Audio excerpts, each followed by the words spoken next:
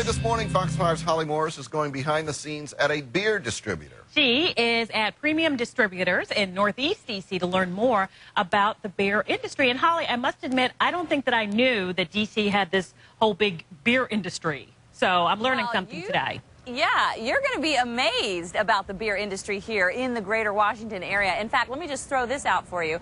In just the district, the beer industry employs just under 3,000 people. In Maryland, it's like 30,000, and in Virginia, it's 43,000. So you can say beer business is big business in D.C. And when you are at a beer distributorship, let me tell you, it is nonstop activity. There is stuff going on continually. We've had to be careful this morning and make sure we're not in the way of all of the trucks and all of the beer being loaded, and it's empty right now.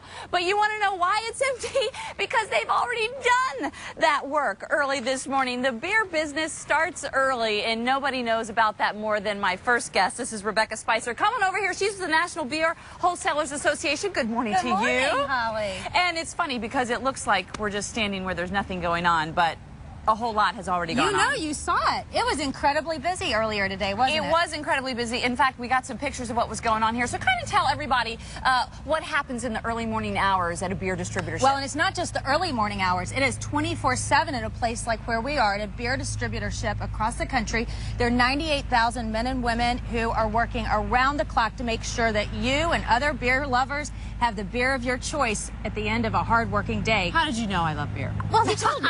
We had a conversation ahead of time, so I knew that. And in fact, a lot of people love beer, and it looks like over time, more people have gotten into it, because I was reading in the 80s, you know, there weren't that many breweries. Right. But now there's like some 2,000 cross-country.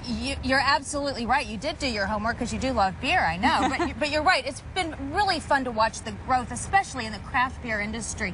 Here alone at this warehouse, there are over 400 labels of beer. I bet you haven't tried all of them, have you? Not as far as you know. Oh, well, we'll work on that.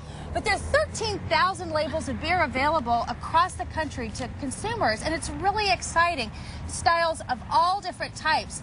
Lagers, lambics, pilsners, porters, you name it. There's something for every palate, which makes it just so much fun to go try something new. So when we're talking about all these people that work in the beer industry, give me an idea of what, like, the jobs are here. What are the people doing here? Sure. Well, they've got really solid jobs, which is really important to note in this time of economic recovery. And we saw a lot of people, of course, loading the beer trucks this morning. You saw some fellas loading kegs and cases, and those are really heavy items, as you saw. I didn't lift any, but they were heavy, and getting them onto the trucks in order to get them out to what we call on-premise retailers, like your bars, like your restaurants, as well as the stores where you might go and buy some of this beer and take it home for your dinner tonight.